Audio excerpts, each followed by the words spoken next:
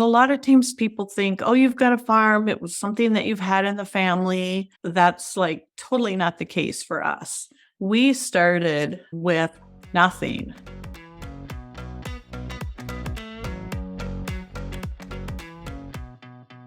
From Mezclada, this is the Transcendent Farmer Podcast, created to inspire and empower the next generation of land stewards, with your host, Emily Reno.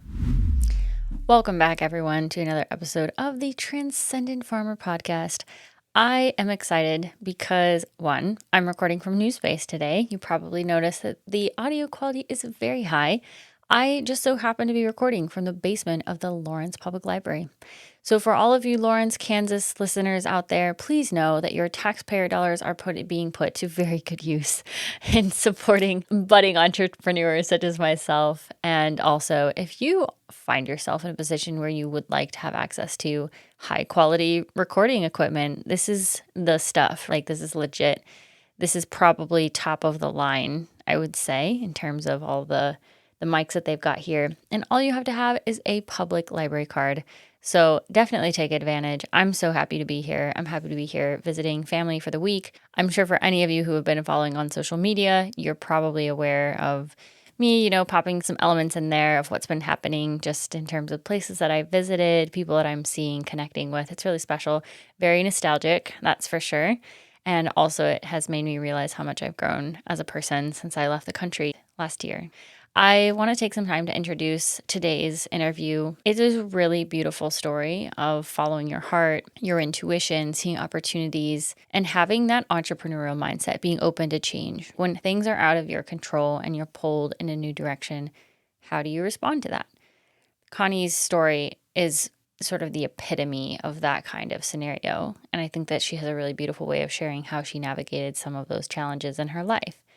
I also wanted to share a little bit about my own personal experience and having visited this farm, because I don't get into any of that really in our conversation. And in fact, most of that transpired kind of after we had our conversation, after we had hit record and gone through that. So basically, I found out about this farm online, started learning a little bit more about what they were doing, saw that it was very diversified, and I was quite intrigued. So I reached out to Connie to do an interview. And then I decided to reserve a room at their Airbnb so that I could stay on site, experience, their full hospitality experience. And then we sat down to record, and then I actually had a consultation with Connie the next morning. So first of all, Airbnb, just exquisite. I honestly felt like I was in something out of a movie. It was beautiful. I loved how they had this space that was kind of open from the main rooms where you could just walk out onto this.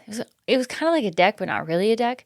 They did have a deck on one side of the building, but on the other area, it was like sort of this open kitchen concept. And then they had yoga mats that were there available for people, which was just lovely. I was able to do a little bit of work. That was so nice. Also, the sheep that were like right next to the Airbnb and sort of market space downstairs. It was just really very bucolic. It was lovely. And then they had their gardens as well outside where they grow the fresh herbs for their tinctures. So my consultation, this was a thing that was really interesting. And I think for anybody who is interested in like holistic healthcare, alternative healing modalities, if you will, I think you're going to be intrigued by what transpired. So essentially what happened was Connie first started asking me about my general health history and things that had been happening. I was there for a particular issue, if you will, and it had been something that had been lingering for several years. So it was not something that was just suddenly there. And I thought, okay, I need to come up with some alternative ways of addressing this. Maybe something like this will help. So what she did was, after that, she had a list of specific herbs that she thought might be a good fit, and she started to test them. But the way that she would test them was really interesting. So she would take a drop of this tincture of a particular herb or flower, whatever it was, a plant, and then she would take a drop, put it on my forearm in a particular location, and then she would actually have 3 of her fingers on my forearm testing and feeling to notice what was a difference in the movement. And then if she noticed a movement, then that was an indication that this was something that I was supposed to be taking. And then in order to figure out the dose level, she would just put more drops on. And I remember there was some time where she was like, oh yeah, that's too much. And then she took one away, like things started to flow again. I think that is so incredible. And I've never, I've never had anyone do anything like that with me before. So it was very cool. And I think the other thing that was kind of interesting was that during the conversation, she started coughing, but to a level that was almost uncontrollable. And she said, oh, this is really interesting. This hasn't happened to me before. She's like, sometimes I get like a tickle in my throat, but it's never this strong. And she's like, I think there's something going on with your neck area within your health. And I was particularly intrigued by that because I was looking at if maybe I had some issues going on with my thyroid, for example. But that was really, really interesting. And then I basically walked away with like 3 different tinctures and took those for several months because this, work was recorded about a year ago. And yeah, I will say that I think a lot shifted for me in those couple of months afterwards. I was doing a lot of international travel as well and just travel in general. So I think that my body was kind of fatigued from that. It was a really positive experience. Basically, the recommendation was that she wanted me to take a couple of drops or, the correct dosage of drops of each of these tinctures underneath my tongue first thing in the morning before I had even like brushed my teeth or before I had any water to drink. So it'd be the first thing that my system processed. A couple of notes about this conversation in particular that I wanted to highlight. The first thing is just the importance of creating a standout hospitality experience. So if you find yourself in a position where maybe you're considering creating some kind of an Airbnb or hotel or maybe like a restaurant, cafe kind of thing, really paying attention to those small details matters. And my experience in having visited this farm and stayed in their Airbnb emphasized that for me and reminded me the importance of going the extra mile to make sure that those little details are taken care of and thought of so that people feel like they are being nourished, right? And that they're cared for and that you really are wanting them to have the best experience possible. The other item that I thought was interesting was the way that they integrated the sale of their own products into their mini grocery store, which was part of this building that I was staying in. So in the upper level, they had the Airbnb, and the lower level, they had this mini market. It was basically like a co-op where you'd have all of your fresh produce. They had lots of value-added products, so protein bars and makeup and gifts, candles. I'm pretty sure they had lots of different bars of natural soap, that kind of thing. And they were able to sell their tinctures along with all of the other products that were there. I thought that was very cool. And so it was very easy when, for example, you go in for a consultation, they give you a recommendation of what you need, and then you can just go right out into the store, purchase what you want right there on the spot. You don't have to go, it's not prescribed that you have to go anywhere else, and then you can just walk away. Another thing I wanted to note is that Connie mentions AURI in the interview, and this is an acronym that stands for the Agricultural Utilization Research Institute. And is a pretty big name, I would say, in the ag space within the state of Minnesota. They do a lot of different things, and I'm sure if I tried to summarize all of it, I would absolutely fail. I will be sharing the link for that website in the show notes so that you can take a look. But really great resource, especially if you're trying to do a feasibility study, if you're trying to develop maybe like a nutrition label for your food. They're definitely more on the innovative side of things, very forward thinking, and they've got staff that operate all across the state, I believe, and potentially across the upper Midwest. So definitely check that out. Something that I wanted to emphasize as part of this conversation is pay attention to the slow growth that happened within this business. You'll find that they really started small and then they started to expand after that. They didn't start building physical space for these additional markets or activities until they were really needed. And I feel like that approach really worked well for them. Maybe it's not the approach for everyone, but I feel like it's something to learn from this conversation. Lastly, you will find how this is a great example of how a multi-generational farming business can start, because these folks are first generation and you hear how it ends up getting connected to their daughter. I just can't wait for you to hear about how that develops. So with that, I hope you enjoyed this conversation with Connie Karstens. I have a special guest with me today, Connie Karstens, located just outside of Hutchinson, Minnesota. And for those of you who aren't familiar with the state, that's about an hour outside of the Twin Cities. Hutchinson is a small city of about 15,000 residents.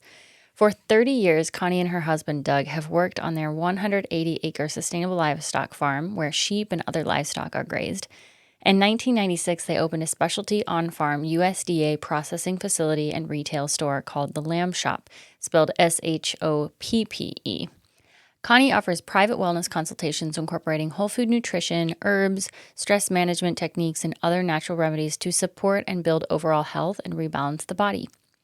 The Wellness Center comprises a network of professionals who work independently to help empower health and wellness. They offer nutrition, herbal medicine, massage therapy, Reiki, thermography, lymphatic drainage, muscle nerve therapies, detoxing therapies, and more. They recognize that each individual's wellness journey is unique and offer various functional medicine services. So welcome, Connie. It's so great to have you. Thank you. It's wonderful to be here.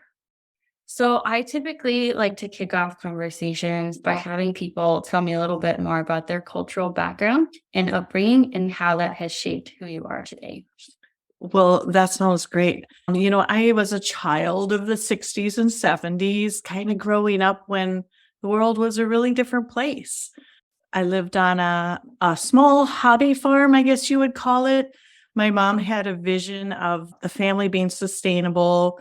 We had a family cow. We had, she would grind her own flour and do all of this stuff. And I think she was almost ahead of her time, but yet, back in the past too. And so it was really kind of cool growing up with that. So I learned a lot growing up, and I spent a lot of time just outside on the farm, playing with animals and just really enjoying nature. And so I always had this love for nature and knew that, I always wanted it to be a part of my life.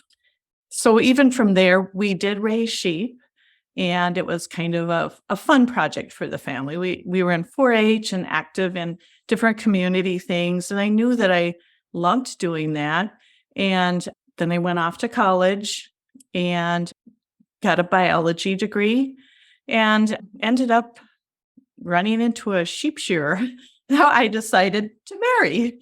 And so from that point, we decided we were going to make sheep our business. And I guess from there, for our honeymoon, we decided to go to New Zealand. And we actually spent a couple months there.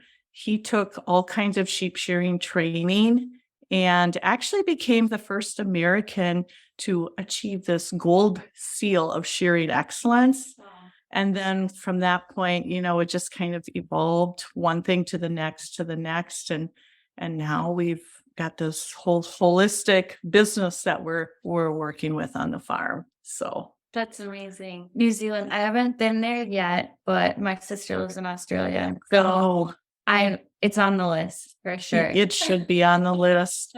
The first time I was in New Zealand was when I was a college student, went with 2 other friends, longtime, friends.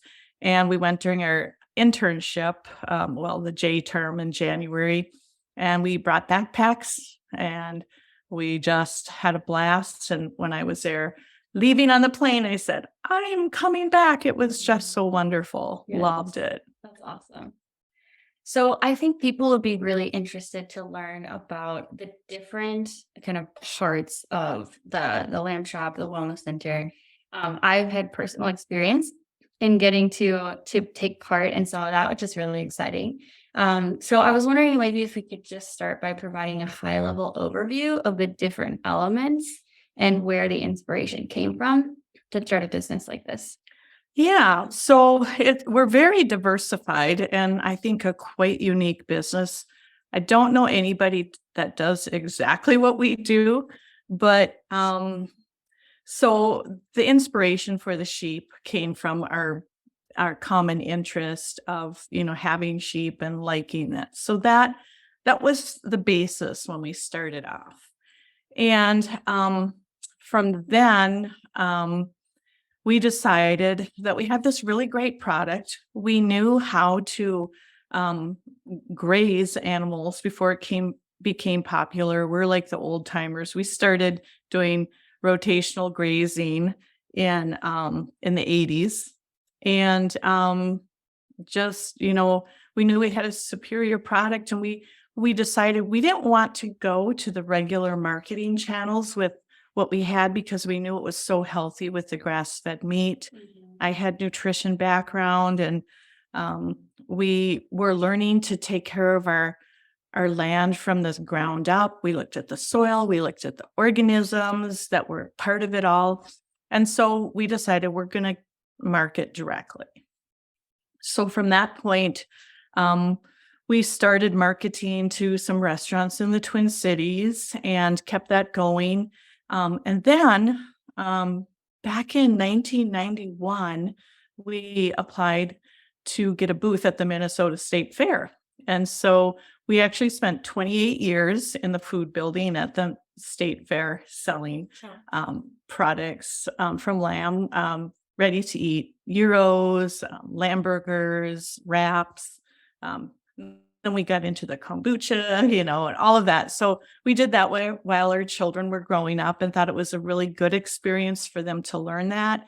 And then they could earn money for college. And so we did the whole food service business for 28 years. And the whole time, we also had an on-farm store. But backtracking just a little bit of how that got started.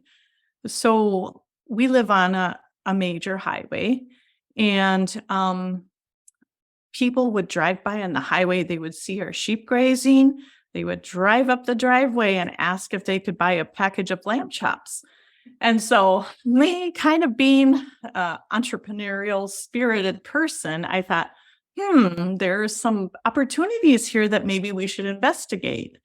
And so what we did is we actually worked with AURI and got a grant, or no, it wasn't a grant, it was an actual loan to build one of the first USDA processing plants on farm. And we had a guy that we flew down to Washington, D.C. to get the plans approved and everything. And they raised their eyebrows a little bit back in those days, but yeah, we got approved to do it. And so my husband was also a part-time carpenter. And so as an addition to our home, we did put a small processing plant that we would just cut and package the meat. We aren't currently doing that. We've just stopped doing it just because we've got so much on our plate. However, that was another learning experience. So we had to learn the whole thing of how to cut meat. And we ended up taking a trip to England with another group of farmers. And we worked with the British Meat and Livestock Commission on how they did their cuts. And we worked with the American sheep industry and how we could do cuts there. And it was great because we knew the quality of the product from the very day that the sheep were born until they were ready to get to the consumer plate. So that was really important to us, direct to consumers. And things evolved. We actually sell to a lot of the co-ops in the Twin Cities. My husband brings fresh lamb there every week. And we used to do a lot more restaurants, but since COVID, things have shifted a little bit with that. And we just pretty much work with the co-ops now. And then there was a bit of a shift in our life.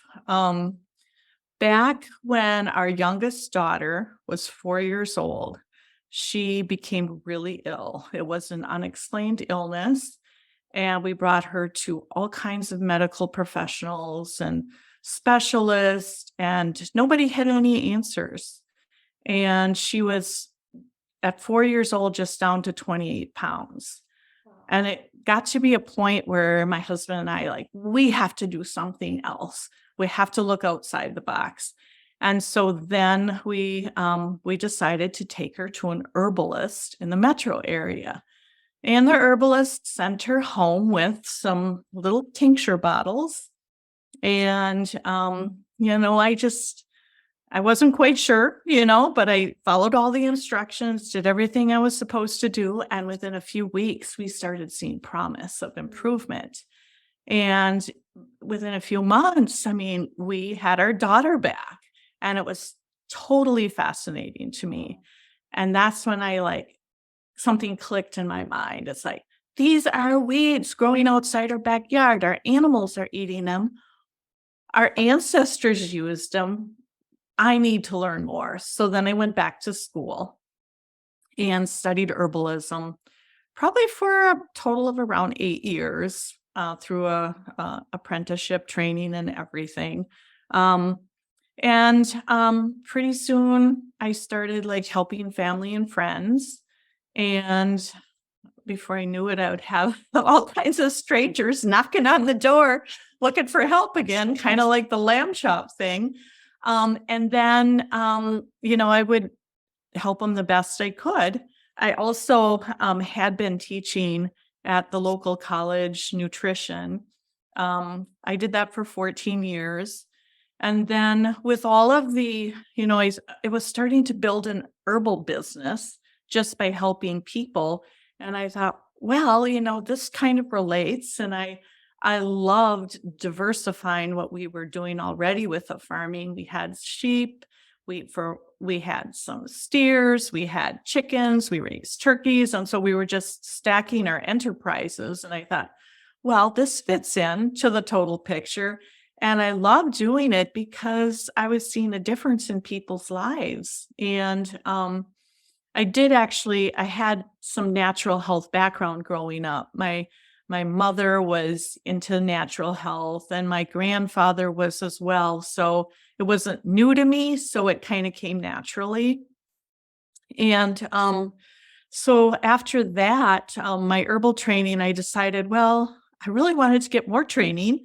And so then I went back to school and got my master's in holistic nutrition. And so then I went, my husband really was convinced that we probably shouldn't be doing this in the house because he couldn't relax in the house with all these people coming in and out of my office in the sun porch. And so we agreed to build another building in 2010. And I had a backup plan in case it didn't work. I thought we were going to have a really nice fancy garage.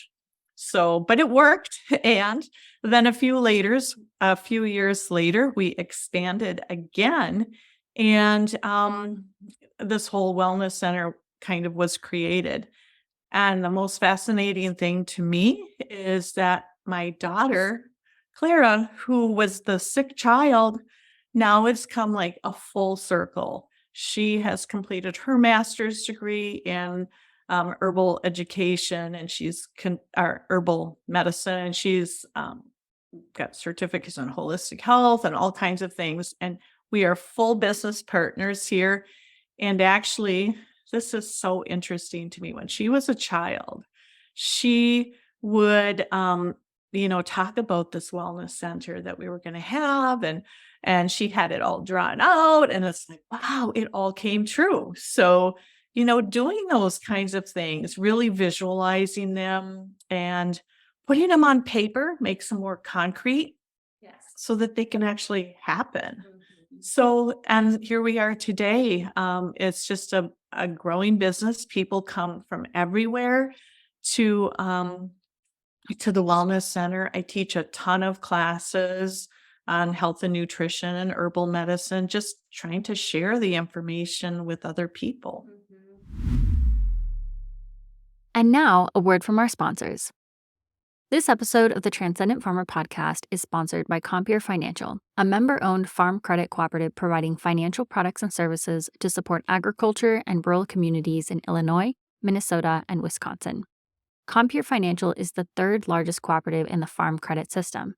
Based in the upper Midwest with $31.9 billion in total assets, they take a forward-thinking approach to provide innovative, customized financial solutions and expertise to meet the unique needs and dreams of those they serve. Contact Cy Tao, Senior Lending Specialist at 612-597-4086 or by email at cy.tao, that's sai.thao, at compeer.com. Compeer Financial is an equal opportunity employer and provider and an equal credit opportunity lender. You can tag them at #ChampionRural. What a crazy, beautiful story. Looking back now, I truly believe that it was meant to be. The sickness was something that turned into, a whole wonderful new thing. So, Yes, I feel yeah. like I hear this a lot in sort of like, I don't know, other podcasts and books, and just this idea of healing, leveraging the parts of you that are the weakest or the most damaged as the thing that has given you some kind of a superpower, or right, the So thing to lean true. into. And I think that some of the most tragic things that can happen in our lives often are what allow us to, show up in a certain way, or, like be more sensitive to other people's emotion, like all kinds of really interesting things. So yeah, that's really cool. Yeah, I mean, I can attest to that. My one example that comes to mind is my husband. When he was born, they found out when he was 2 weeks old, he had a tumor on his kidney. And he had to have this like major surgery for a little infant. And he was told he could never be in sports. He could not participate in football and that, those types of things. And that was just like killing him because he was so athletic and wanted to do those things. And so I think he's a professional sheep shearer, and that's what he chose for his career. And because of what he did and get as a child, made him so strong and competitive that he's become a world, champion and competes worldwide. And so exactly what you said, those weak things can really be made into strong points. So thinking about the process of getting farmland, because this is something that, a lot of our listeners are maybe in the process of trying to find something. They've been farming for a while. They know that this is the path that they want to go down, but they're really struggling to figure out how can they access that. Could you talk a little bit more about what that looked like for you guys and getting your 180 acres? Was it all at once? Was it just a small parcel and then you expanded, or what was it like? And that's a great question, because a lot of times people think, oh, you've got a farm. It was something that you've had in the family. That's like totally not the case for us. We started with nothing, absolutely nothing. And just, save the pennies enough together to get a down payment. And when we got our first loan, which was for 40 acres, actually this place was quite run down. It sold for $49,500. So you can just imagine what the property would have looked like in the beginning. But we knew we had to start small because we didn't have a big gift, a big handout. And so we got our first loan from a local bank. My dad did have to co-sign. And, he didn't, end up pay. We fully handled the loan and everything, and actually got down to business, worked really hard, did, 2-3 jobs and got it paid off pretty quickly. And, it wasn't long after that another 140 acres happened to come up for sale. That were adjacent to our property. So we snatched that up as quickly as we could. And at that time, then we qualified for a young farmer loan. And so that's how we got financing for that. And again, just working, really having the goal in mind. We want to pay off the farm. We want to pay off the farm. And so as soon as we were able to, we got that paid off and then could, make the improvements. So taking it step by step by step and seeing if there's programs out there. Are there some kinds of grants or projects that you can do? Because I know there's a ton of them out there that go unutilized. So just really delving in to what's available and setting your mind to it, that you can do it. And like for us, our youngest daughter, Clara, the one who actually was so sick, is like 100% on board for keeping the farm in the next generation and continuing it. So they won't have to struggle as much as we did in the early years. Yeah. So, and you had mentioned earlier some of your schooling of like going back to school and then getting a master's degree. I know there's a lot of people out there who are carrying a lot of college debt Mm-hmm. and they want to go into farming. Did you have to deal with that of like managing paying off any student loans at the same time that you were also trying to like pay down your, mortgage or whatever on the farmland? Yes, Okay. I did. I actually did. It wasn't huge. I was fortunate. I live in a town where there's a big factory. And while I was going to college, they hired, college students to work. And so if you work 12-hour days, you could earn a lot of money for college in those days. And so I didn't have a huge loan, but I had a middle-sized loan. And I did pay that back as we were doing, the other types of things. And that's why we did. Each of us had a separate job. And then once we got done with that job, then we would go off together, go to the farms and sheep shear together. He would shear, I would pack the wool. And so that gave us that extra, I guess, where we could get over the hump and start making a difference.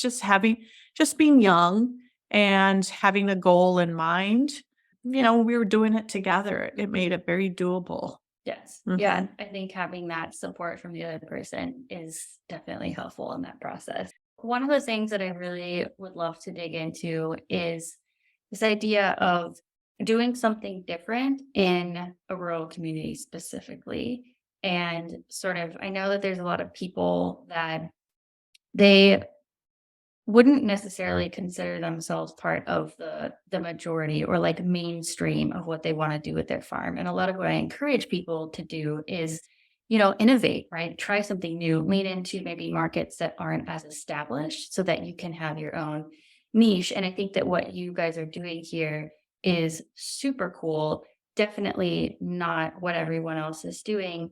And a lot of times people are concerned that there's no way to quote unquote make it in a small town because you aren't, catering to the 65+ year old demographic.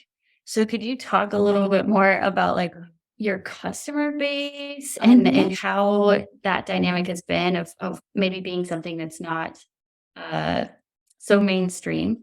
Yeah. Yeah. I always felt like we were doing something different all along. And I looked at it as an advantage. There was this magazine that we would subscribe to early on. It was called the Stockman Grass Farmer. And the editor was Alan Nation. And he actually came out to visit us. And I remembered, I'll never forget the quote he said. He said, "Find your unfair advantage." And that just stuck with me. So then I knew for one thing, we were raising sheep in cattle and hog country. So that was different enough alone. But the other things were, okay, well, people aren't going direct to somebody's farm, to a farm shop to buy stuff. And one of our unfair advantages was living on a main highway. So because of that, I knew there was traffic. And so having a shop on your farm was a legitimate thing in my books. And so that was one of the things we did. And then I found that people really appreciated it. They, especially in rural Minnesota, you wouldn't think that somebody could actually make it, with something so unusual. And I had a backup plan, but when you're passionate about it and you truly believe in it, other people get the enthusiasm and they come to understand that you're real and genuine. And then they come to the farm and they can see this. And we were doing this. We were old timers doing this way before it became popular. And well, even with the other diversification, the whole wellness aspect, I don't know. It just seems like we've always kind of picked things that were like on the cutting edge before it gets popular. And whether that just is from divine inspiration or whatever, it's just we embrace it. And it's been something that we've just really gone with, and I always use my intuition. Is this something that I think is going to work? And I follow it. And that's been kind of a gift. And I just have been so, grateful for it. I would be curious to hear a little bit more because I always try to make things concrete for people. What is it like for you to listen to your intuition? Like, is it a feeling in your body? Is it a voice in your head? Because I think a lot of people are trying to figure out what does that even look like or mean, right? Yeah, I totally get that. And I often wonder myself, but for me, it's something that I just know. It's not a voice in my head. It doesn't come to me, doesn't really even come to me in a dream or anything. Oftentimes it comes in my think tank, which is when I'm relaxing in my tub. Yes. And that's when I get these ideas that maybe this will work. And then, I process the information. Is it sensible? Does it, sometimes it doesn't have to be sensible, but for me, it's a gut feeling, and I just know that it's true. That's how I can explain it for me. Yeah. Yeah. And I think it can be different for everyone. It's super interesting to hear from people about that. I would be curious to hear a little bit more about your customer base and how are people finding out about you and what does your marketing look like? Yeah. So our customer base is interesting because we are so diversified. We've got the meats, but then we've got the whole health aspect and the educational aspect. And two, we have an Airbnb. So we've got all of that. So it is more widespread than you might think. We have a lot of people that come from the metro area, people to come to the shop and the wellness center, from the Rochester area, from the northern Minnesota. Of course, we have our newsletter list and we have social media and all that kind of stuff. But the best way that we seem to get the customers is word of mouth. It's kind of, you gain the trust by being trustworthy and you go the extra mile for the customer service, and people, they appreciate that. It's hard to find some of that these days. So, and then we do have, I think, a couple types of demographics. We've got the people that have plenty of money and they're willing to pay anything. Then we've got the young mothers who are really, really concerned for their children and their well-being. And I'm finding that's a really, really growing sector now, especially in my classes that I teach, where I teach sustainability and, self-empowerment and helping yourself and learning what our ancestors used to do and self-sufficiency. And so I'm finding that's a really growing sector right now. And then, and it's just people might just be driving by in a whim and catch our signage. Yes. So I think we're almost as diversified in our customer base as we are with what we do. Yeah, which is great because it sort of provides that there's just so many different entry points. I think sometimes if you are too narrow in who your target customer is, you can close off a lot of opportunities. And so even thinking about how to communicate the value of what you do to a variety of different audiences can create that bigger customer base as well. That's really true. And I think for us in rural America, one of the things you do really have to do is connect with the different organizations and, talk to them, tell them what you're doing. And there might be a group of older women, Red Hat Ladies Club, or it could be a garden group, or it could be a community civic group. So getting out there and, letting people know what you're doing because they're really interested and they love to hear your story and connect with you personally. This episode of the Transcendent Farmer Podcast is sponsored by Massage Alchemy Botanicals and Turkey Road Farm Products based in Castleton, North Dakota, and owned by Shannon Radcliffe Beach. Shannon is an organic farmer, herbalist, massage therapist, and earth mother. Her mission is to promote health and wellness by connecting people with the healing power of plants. To achieve this, Shannon crafts herbal remedies and products made from the herbs and berries she grows on her farm, as well as hosting events and classes that teach practical herbal knowledge and how to live more harmoniously with the cycles of nature. Find out more about their products and services by visiting their website or following them on Facebook, LinkedIn, Instagram, and YouTube. So one of the things that I always ask people, because you are on the Transcendent Farmer Podcast, is what does it mean to you to be a transcendent farmer? That's a great question. I think I've always kind of been, whether I'm a transcendent farmer or maybe a transcendent person, always kind of a little bit out of the, paradigm of the normal thing that people put you in. It's kind of beyond the normal, going that extra mile, persevering. Yeah, just going above and beyond what maybe you have to do, but you feel compelled to do that. It's like, this is what I was born to do. This is my passion. This is my mission in life. And just doing it. Yeah, leading with purpose. I love that.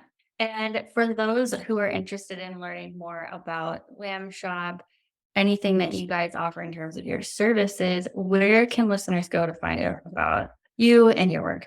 Yeah, so you can go to our website at www.lambshop.com. That's LAMB shop, SHOPPE.com. And our Instagram is lamb_shop, as in SHOPPE.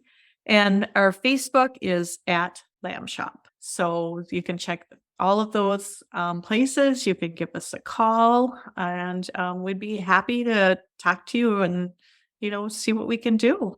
Yes. And for anybody who's just looking for a weekend getaway, check out the Airbnb. It's absolutely stunning. I was just thinking to myself this morning as I woke up, the level of thought that you guys have put into all of the little touches of just the amenities of the space. It's just over the top wonderful. So I commend you on creating like a stellar Airbnb experience. Thank you. I've been to a lot all over the world, and I really enjoy this one. So pro tip for anybody who's looking to explore Hutchinson, Minnesota. And with that, I just want to say thank you. We might have to schedule like a part 2 conversation just to talk about herbalism. But yes, thank you so much for what you're doing. And I'm sure that people will get a lot of value out of this. Well, thank you so much for having me. I really appreciate it.